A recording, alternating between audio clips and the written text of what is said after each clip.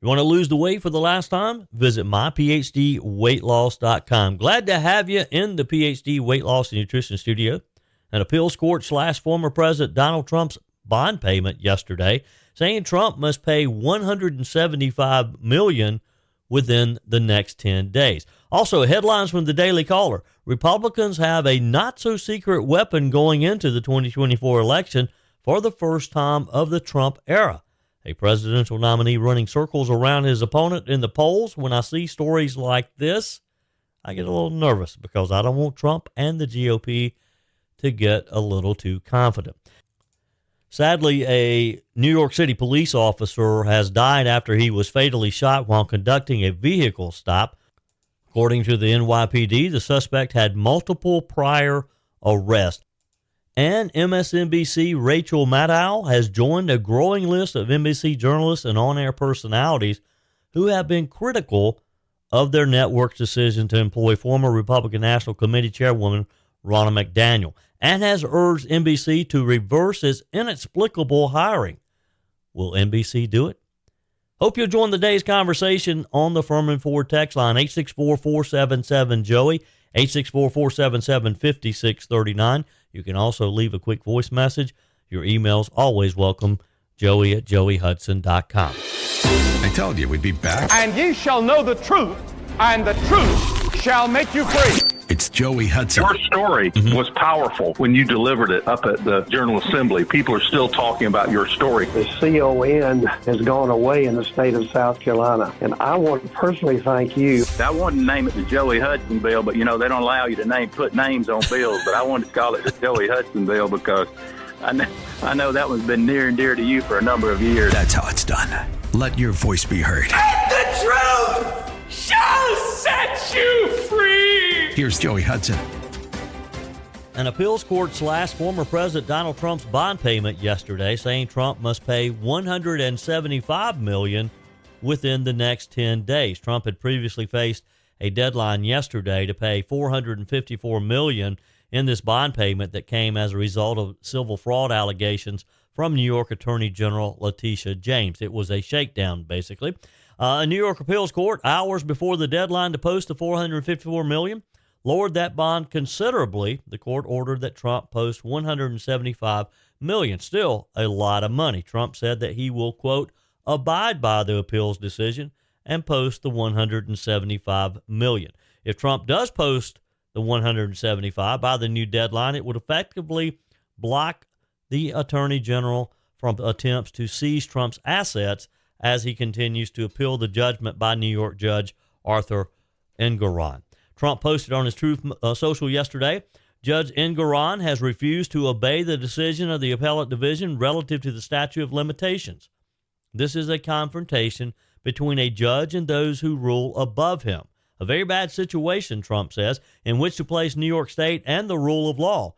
Engoron has disrespected the appellate division and its very clear and precise ruling. He should be made to do so and at the same time release the gag order. Trump said the appeals ruling yesterday is the fifth time in this case that he has been overturned, a record, Trump posted. Trump blasted Engoron, saying his credibility and that of Letitia James has been shattered.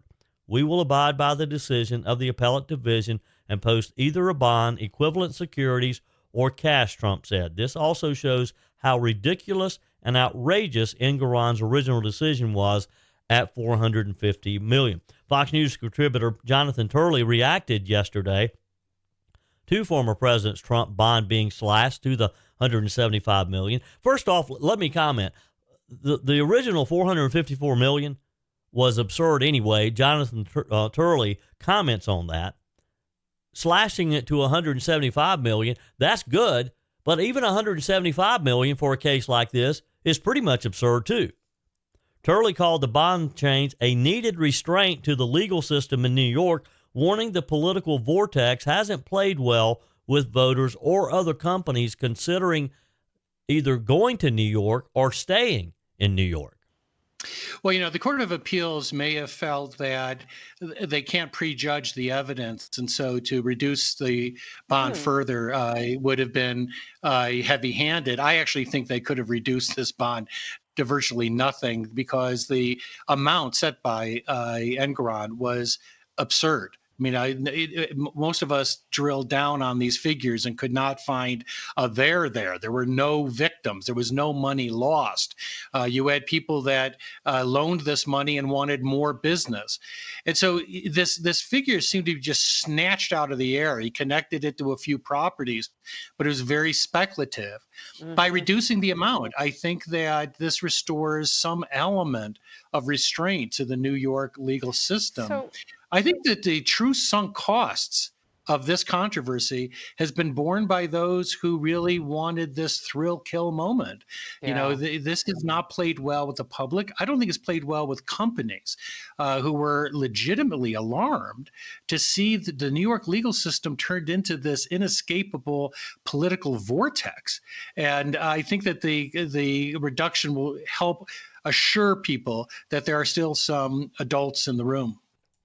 You think the court has it right now? Is $175 million a fair bond for Donald Trump, or is Jonathan Turley right?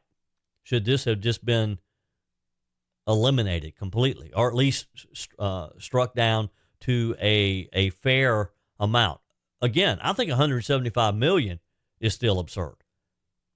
Where's Donald Trump going to potentially go? The reason you require bond to begin with is because you're afraid that a defendant will not return to the court. Donald Trump, as we've talked about many times in the past, is the most famous man in the world. He has nowhere to go and nowhere to hide. So why do you even need a bond? Donald Trump will be back in court. He thrives in court. What do you think? Is $175 million fair? 864-477-5669. Your comments are welcome on the Furman Ford text line. Headlines from the Daily Caller, and this makes me a little bit nervous. Could Joe Biden deliver a MAGA tidal wave 8 years into the making? I'll give you the details of this in just a moment. First, let me talk about something very personal, your weight, or maybe I should say that excess weight around your waist. Is this a year you're going to lose it? Is this a year you're going to look trim and fit in that swimsuit come summer? Well, you have a couple of months before we really get into the summer, and that's enough time to lose 10, 20, 30 pounds. That's what I did almost 4 years ago now. I started just after the 4th of July. By November or so, I had lost 30 pounds. I've been able to maintain the weight for almost 4 years now. You can too. Call today, 864-252-4925, PhD Weight Loss and Nutrition. Boy, am I glad I was introduced to Dr. Ashley Lucas and her team at PhD Weight Loss and Nutrition, because they helped me get healthier. They'll help you too. So many people who have listened to me talk about my journey with PhD Weight Loss and Nutrition, they've started their journey as well. And they've talked about having a sharper mind, having a better attention span. Their memory was better. They felt better. They were able to sleep better. They were able to do things that maybe they hadn't been able to do for a long, long time. This could be your story as well. Call today. Set up that initial appointment. They have offices in Greenville, Asheville, Charlotte, and Lake Norman. 864-252-4925, or go online to myphdweightloss.com. PhD Weight Loss and Nutrition, the official partner of the Clemson Tigers and their fans. Republicans have a not-so-secret weapon going into this November's election for the first time of the Trump era, according to the Daily Caller. Now, again, when I read articles like this, I get a little bit nervous. It reads like this. At the top of March, Trump posted his largest lead over Joe Biden to date in either a New York Times, Siena, or New York Times CBS poll. He continues to trounce Biden in hypothetical matchups across most swing states. The 81-year-old president battles a low approval rating and growing concerns about his age and his health, the Daily Caller points out. All signs point to a major opportunity for Republicans, and GOP strategists told the Daily Caller the road could lead to a long-anticipated red wave in November. Now think about this for a minute. Let's pause here. When have we heard this before? Maybe 2020? Maybe 2022? Is it going to happen this year? A longtime GOP advisor in Kentucky and veteran of numerous campaigns, Scott Jennings, told the Daily Caller, I think it's absolutely true that his low job approval, talking about Biden, is helping the Republicans. It's no question about it. And in fact, more than that, his low job approval is causing Americans to look back on the Trump presidency with some nostalgia. Though Jennings said Republicans are certainly benefiting from Biden's low approval rating, he added that he thought it was too early to confidently predict a red wave. I agree. I think Mr. Jennings is right. Mark Weaver, another GOP strategist, talking to the Daily Caller, said that the 2024 election contains several parallels to the 1980 election when former President Ronald Reagan won a staggering 44 states. Now, it really makes me nervous when they start comparing 2024 and Donald Trump and Reagan's landslide victory in 1980. Weaver said, history tells us that Jimmy Carter was in the White House. He had been elected, promising a different kind of presidency after Richard Nixon and Gerald Ford. He was so inept, though, at the job that Americans were very frustrated with his administration. Inflation was high. Food prices were high. Gas pump prices were high and actually rationed. They were American hostages being held in the Middle East, and we couldn't get them back. We were not respected around the world. Weaver added that Reagan asked voters ahead of the election if they were better off today than they were 4 years ago, a line, he added, that could help Trump propel himself over the finish line. Again, this is all true. And again, I really, really, really get nervous when these GOP strategists start comparing 2024 to Reagan's landslide of 1980. And yes, Reagan very famously asked that question in the heat of debate with Jimmy Carter, are you better off today than you were 4 years ago? I think most Americans would agree we are not. We are not better off with Joe Biden. Weaver concluded that Trump will use that line. He'll be referring to a time when he was president, and that could produce a red wave. You agree? 864-477-5639 is the Furman Ford text line. I'd love to get your comments on this. The Daily Caller goes on to say Republicans have been anticipating a red wave for the last 8 years, but instead have been the victims of mirages. This is what I'm talking about. In 2016, though Trump beat former Secretary of State Hillary Clinton for the presidency and Republicans clinched both a Senate and House majority, the party lost seats in both chambers. The Daily Caller goes on to write, even with the majority, the makeup of Congress wasn't particularly favorable to Trump. Majority Leader Mitch McConnell endorsed Trump after he secured the nomination in 2016, but is definitionally establishment. In fact, McConnell at the time said he didn't believe Trump would change the GOP, but that Republicans would change Trump. Hasn't exactly happened, has it? On the House side, Speaker Paul Ryan said that he would vote for Trump in 2016, but added, it's no secret that he and I have our differences. We know where that got Paul Ryan, don't we? In 2018, with Trump in office, Republicans ceded ground to the Democrats, who won a House majority. And in 2020, Biden led Trump in the polls as Election Day inched closer, eventually defeating him for the White House. Meanwhile, Democrats retained control of the House, gained several seats to win a 50-50 split in the Senate. 2 years into Biden's presidency, Republicans believed they could finally get their red wave, but in many ways fell short once again.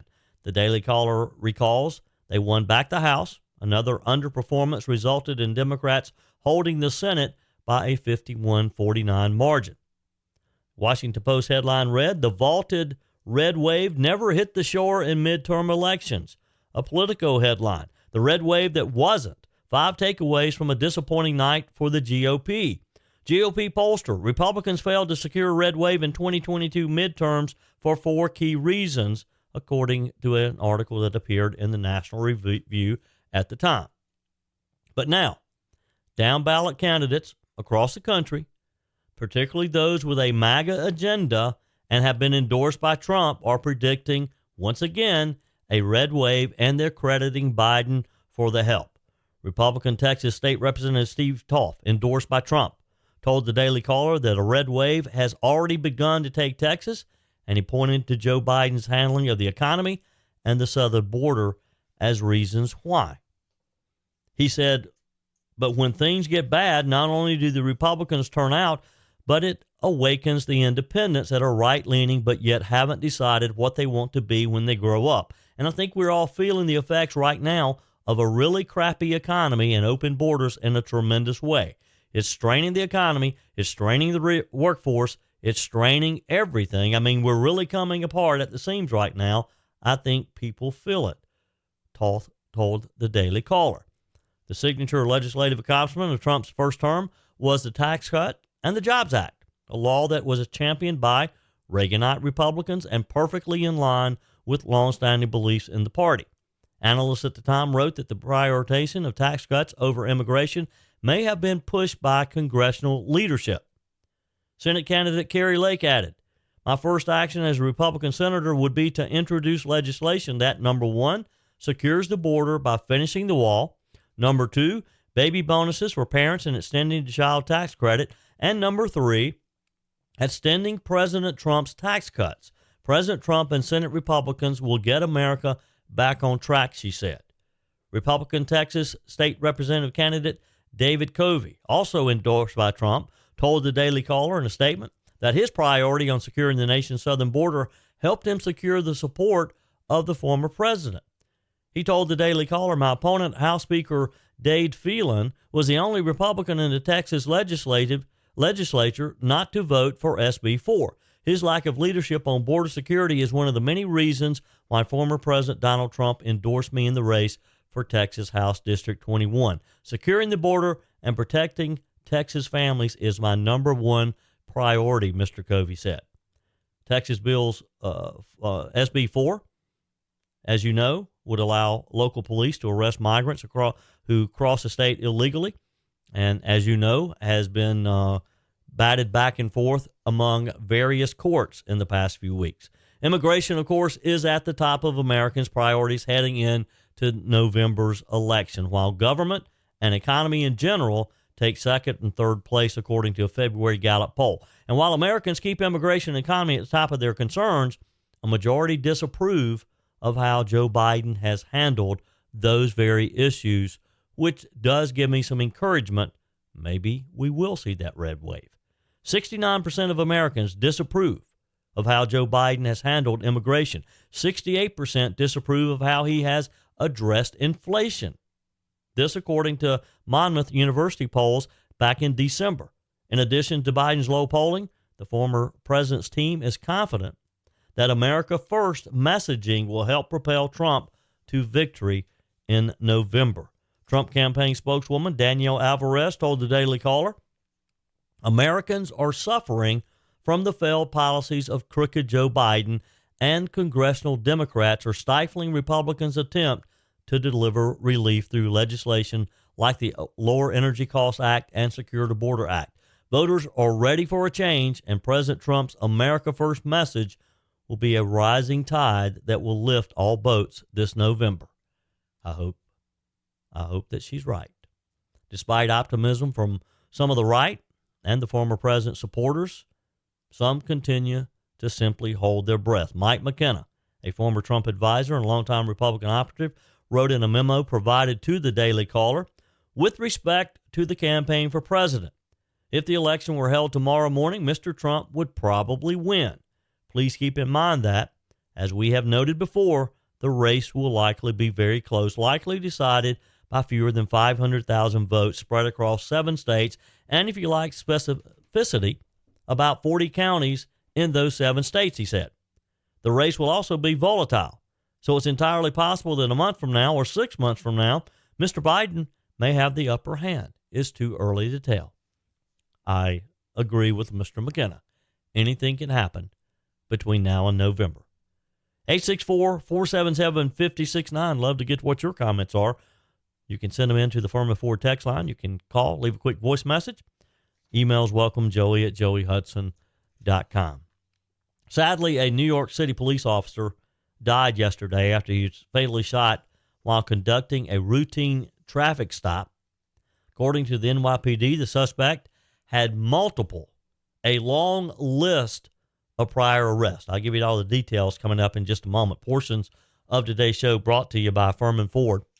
Are you looking for a new vehicle? Maybe a new pre-owned vehicle for your family that you can trust?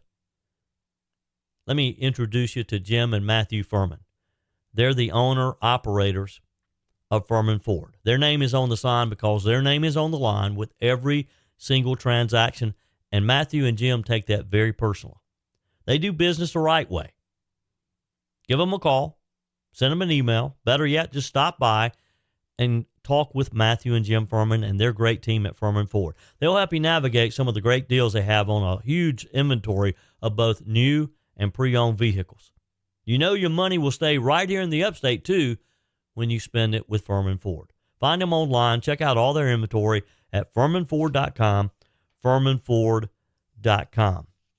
Mayor Eric Adams of New York in a press conference yesterday said, "We lost one of our sons today." Of course, he was talking about an NYPD officer that sadly lost his life. Here's the story. A pair of officers were approaching a car. A 34-year-old suspect who had 21 prior arrests, according to the New York Post, pulled out a firearm, pointed it at the officers. He refused to exit the car. The suspect then opened fire, striking the officer in the stomach underneath his bulletproof vest. We're here far too many times, New York Police Commissioner Edward Caban told reporters. Another officer returned fire and shot the suspect, who was a passenger in the vehicle. The wounded officer was rushed to Jamaica Hospital, where he was later pronounced dead. The suspected gunman was also taken to a hospital, and a gun was recovered at the scene. The gun recovered from where the NYPD officer was shot and killed was pictured in the Post. The officer had been with the NYPD for 3 years, according to the department, had more than 70 arrests. After being shot, the suspect dropped the weapon, and the officer tried to grab the weapon despite being shot himself. The gunman was last released from a New York prison in 2021 after serving 5 years behind bars for criminal possession of a controlled substance, according to state records and the New York Post, citing law enforcement sources. His parole in that case ended last year. He also served a prison term beginning in 2011 over a first-degree assault charge before he was released in 2014. The driver of the vehicle, a 41-year-old, was arrested in April of 2023 on gun charges, according to police.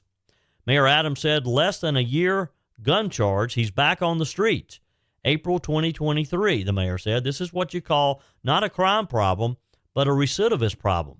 Same bad people doing the same bad things to good people. Less than a year, he's back on the streets with another gun. Well, Mr. Mayor, why don't you do something about it? Why don't you ask your Democrat friends to do something about this, to keep these people behind bars where they should be? 864-477-JOEY, 864-477-5639. Send your text to the Furman Ford text line. You can leave a quick voice message. Emails welcome, joey@joeyhudson.com.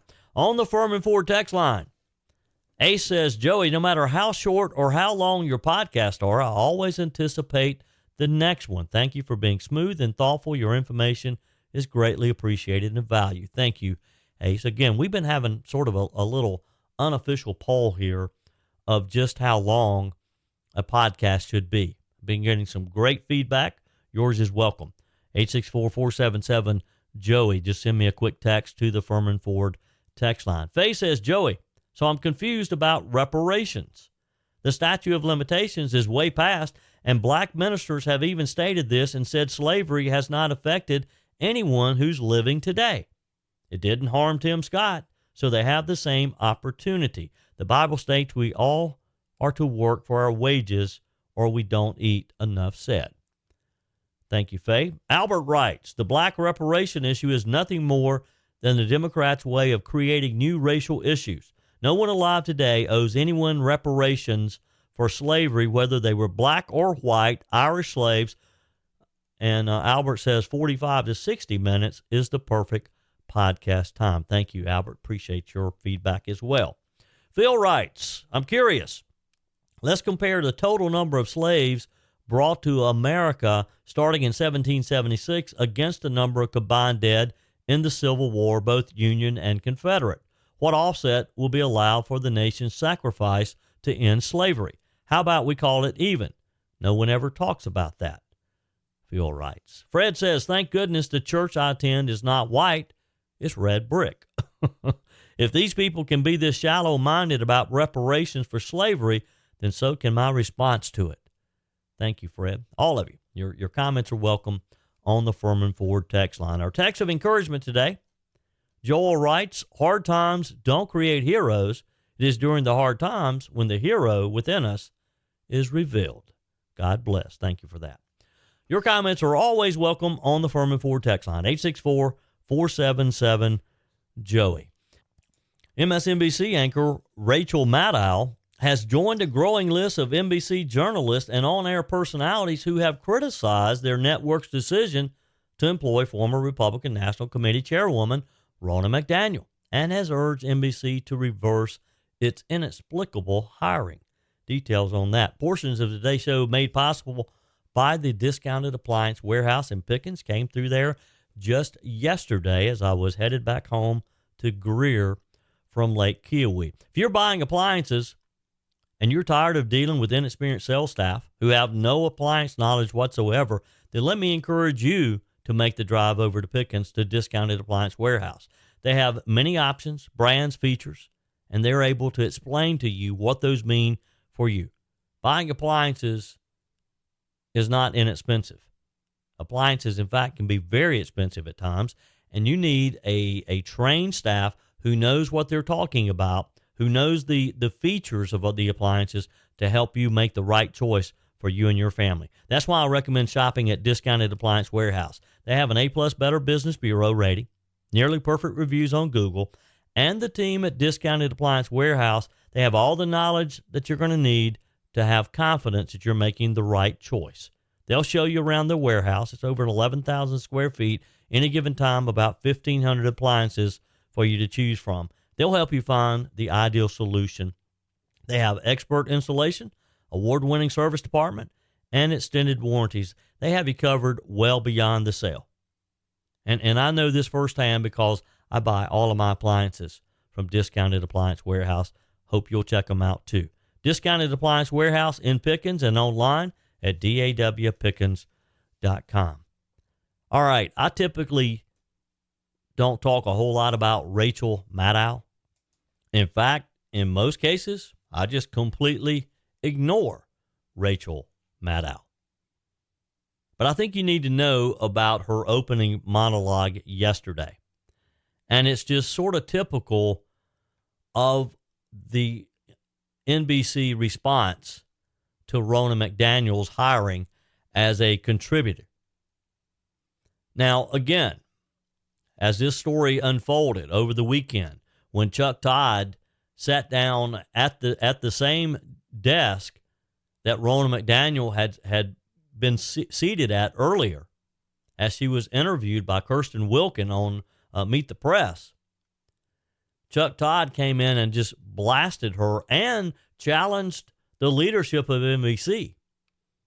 Some of these hosts may be on a fine line here.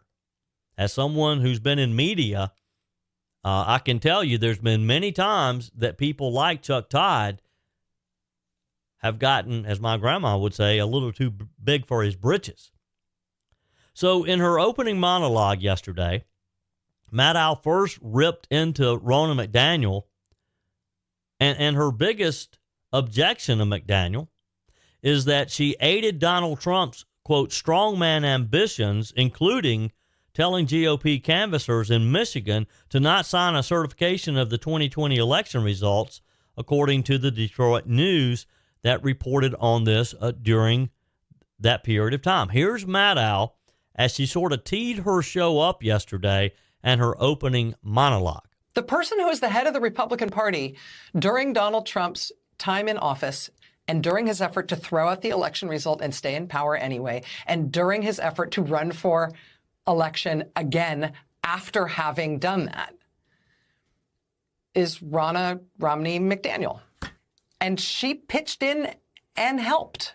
She helped set in motion the part of the plot that involved sending fake Trump electors to Congress from states that Trump did not win. So Republicans in Washington could use those fake, fraudulent elector slates to contend that maybe Trump did win those states, even though he didn't.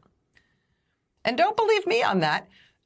There she is on page 23 and page 27 of the federal indictment charging Donald Trump with conspiring to defraud the United States. There's her personal appearance in this scene of the crime, as alleged by the U.S. Justice Department in this ongoing criminal case. In Michigan, where the fake electors are themselves now on trial, she told the state of Michigan in writing explicitly, do not certify the election results. The Detroit News has reported that with Donald Trump on the phone with her, she directed Michigan election officials to not certify the vote. She told them, quote, do not sign it. We will get you lawyers. She pitched in. She was part of the project. And what was the project? It was to use the power of the Republican Party, Republican officials in the states, Republican office holders in Washington, the national Republican Party that she runs, to use the party's power to reject election results, to take over the government and hold power by other means. As I said yesterday, I will repeat it again. I'm not a big fan of Ronna McDaniel, but when you hear people like Rachel Maddow going after her the way they have, when you hear Chuck Todd going after his own network the way he did, you kind of want to take a look at McDaniel and say, well, what did she really do here? My beef with her is I just felt like that she had become an ineffective leader of the GOP. We weren't winning elections. When you don't win elections, you don't get to keep your job. Obviously, Donald Trump saw that as well. McDaniel's hiring was inexplicable, Maddow went on yesterday, comparing it to a member of the mafia working in a district attorney's office or a pickpocket being hired as a TSA screener at the airport. She said, I hope they will reverse their decision. Now, she's trying to lobby her company to renege on a contract that they've already signed with Ronna McDaniel. I would assume they have something like that. I would think that probably Ronna McDaniel's worst case scenario is she's paid for something that she never gets to do. She's paid for not being on the air. If the inmates at the NBC asylum get their way. Maddow went on to then tear into Donald Trump, explaining how McDaniel had aided and abetted Trump's seizure of the GOP and convincing the American people that elections cannot be trusted.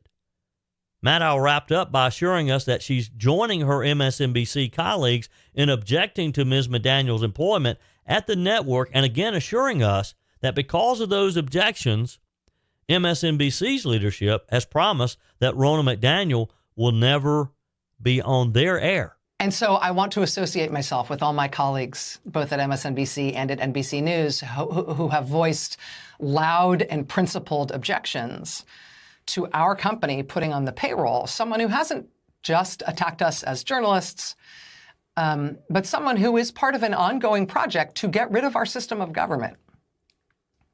Someone who still is trying to convince Americans that this election stuff, it doesn't really work. That this last election, it wasn't a real result. That American elections are fraudulent.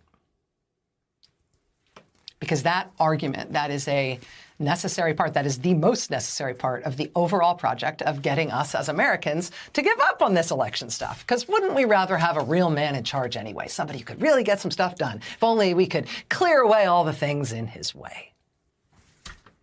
We have a long history in this country of forgettable men telling us that we need a new system of government where everything's under their control and politics is over and this new strongman way of government is gonna make America great again. We have had a lot of these guys. But our generation's version of this guy has gotten a lot farther than all the rest of them. And why is that? He would have been as forgotten as all the rest of them had he not been able to attach himself to an institution like the Republican Party. And had the leader of that party in his time not decided that she wouldn't just abide him, she would help. She would help with the worst of it. It's my understanding that MSNBC's leadership did not object to Ronna McDaniel being hired by NBC News when the matter first arose. But when the hiring was announced, and MSNBC staff essentially unanimously and instantly expressed outrage, our leadership at MSNBC heard us, understood, and adjusted course. We were told this weekend in clear terms, Ronna McDaniel will not be on our air. Ronna McDaniel will not be on MSNBC. And I say that and give you that level of detail because there has been an effort since by other parts of the company to muddy that up in the press and make it seem like that's not what happened at MSNBC. I can assure you that is what happened at MSNBC. Okay, Ms. Maddow, I'm assured. I take your word for it. I don't challenge you on the fact that you and your colleagues went to the leadership, the powers that be within MSNBC, told them that they had made a mistake by going along with the hiring of Ronna McDaniel to begin with, but that they're going to do the right thing according to you now and not allow her to be on air. I take it. I understand what you're saying there, Ms. Maddow. She wasn't the only primetime MSNBC host who spoke out against McDaniel joining the network payroll. Earlier, Jen Psaki, of all people, contrasted her transition from White House press secretary in the Biden administration to cable news host with McDaniel's hiring and called out her lies about the 2020 election as being about service to no one as opposed to service to the country. Psaki said that she wanted to respond to how some, quote, mainly in the right-wing ecosystem, have mentioned her own move from government to the fourth estate in the same breath. That is a comparison I felt like I had to address, she told her viewers. I got into public service for the same reason that many people do, to serve the American people, she said. I worked on my first political campaign when I was 24 years old. I was 28. I packed my bags. I moved to Chicago to work for Barack Obama. He wanted to make the country a better place, and I wanted to help. I wanted to work on behalf of the American people to try and make their lives better. That's why I did campaigns, and a few years later, I would do the same thing for President Biden when I worked for him in the White House, she said. Psaki, of course, held various communication roles in both the Obama administration and later served in as Biden's press secretary from Inauguration Day until May of 2022. Later that month, MSNBC announced that it had hired Psaki as a contributor. Inside with Jen Psaki premiered on the network last March. Psaki said her experience being in the room for tough debates, difficult decisions, the messy and at times incredibly grueling process of governing is something that I am extremely proud to bring to this table and this network, and there are many others who have followed a similar path who I have a great deal of respect for. Yes, Jen Psaki has been one of many that I, for one, others have compared to NBC hiring Ronna McDaniel as well. And finally, yesterday, the White House got involved as well. White House Press Secretary Karine Jean-Pierre, and I predict she will follow a similar path that Jen Psaki has. NBC, CBS, ABC, somebody will end up hiring Karine Jean-Pierre when she decides to leave the White House. She chimed in yesterday when she was asked for comment, and here's her profound observations. Thanks, Karine. I wanted to ask you about former RNC chair Ronna McDaniel being hired by NBC News. Given that this is a White House that has condemned lies about January 6th, condemned lies about the 2020 election, what do you make of the network hiring somebody who participated in a phone call, pressuring Michigan officials to not certify certain votes? So look, we're always very mindful about personnel decisions. In this instance, made by a media organization. I'll say a couple of things, and I'll quote the president in a second. So you all heard him at the Gridiron dinner very recently, about 2 weekends ago. He spoke directly about critical role that journalists play. And they have in protecting our democracy by making sure that the public knows the truth, that the public knows the facts. And what he said is, we need you. Democracy is at risk, and the American people need to know. In fractured times, they need a context and a perspective. They need substance to match the enormity of the task. It is a big task that journalists have, and we understand that. And the facts and the truth are critical here. I'm not going to make any comments on that on a personnel decision, but as more broadly speaking, it is important. It is a burden on all of us here, right, to be really mindful about that, and that the public understands what the facts are and what the truth is. Well, you're quoting the president talking about that kind of burden. I mean, does this White House, does the president believe that kind of voice like hers, that there's room for her in the national political discourse? I mean, look, I'll answer it this way. We saw what happened on January 6th. We saw what happened when 2,000 people, mob, went to the Capitol and undermined our democracy, attacked our democracy, because they didn't believe in free and fair elections. And so we understand, and we saw that, and some of you may have been there, many of you reported it. And it was an attack on our democracy. And it is important that we are very clear to the public about the facts, that we are very clear to the public about the truth. And we understand the burden that you all have. And so I just want to be super mindful, not commenting on a personnel decision, but more broadly speaking, that is where we are. That is where we are as a country. Okay, I have to admit, once again, I'm not really sure what Karine Jean-Pierre said there. She certainly didn't answer the question. The question was, what does Joe Biden and the White House, what's their reaction to Ronna McDaniel being hired by NBC? She, as she typically does, gave us this mumbo-jumbo type stuff. I think by quoting the president, we can assume that they agree with people like Rachel Maddow, people like Chuck Todd, and other NBC hosts who have been critical of Ronna McDaniel's hiring of it by NBC. Again, not a big fan of Ronna McDaniel, but when they object like this, I kind of want to defend her, but I'll fight the feeling. That's it for today's edition of Just the Truth. Hey, appreciate you spending a few minutes of your day with me in the PhD Weight Loss and Nutrition Studio. To lose weight for the last time, visit myphdweightloss.com. If you haven't joined our mailing list, visit my website, joeyhudson.com. Click on the Connect with Joey button so that you can receive our emails and the most up-to-date news. Also, find me on YouTube. Just search for Joey Hudson. If you can't find it, send me a quick text. I will send you a link to my YouTube channel. I appreciate you spending a few minutes of your day with me. I realize that you do have options. I'm glad that you chose Just the Truth today. Hey, if you enjoyed today's podcast, share it with someone. Send them a quick link. All you have to do is, when you finish up listening, just hit the little share button. Either text it, email it, post it. Some of you have sent me, Jennifer, for example, recently sent me a screenshot of where she had shared a particular episode on her Facebook page. Let me encourage you to do that. As my buddy Larry Elder used to say, we have a country to save, and Just the Truth is our community, and we want to grow it. So please share it, encourage your friends and your family to join this wonderful community. Keep your comments coming via the Furman Ford text line, 864-477-JOEY, 864-477-5639. Your voicemails are welcome, emails as well, joey@joeyhudson.com.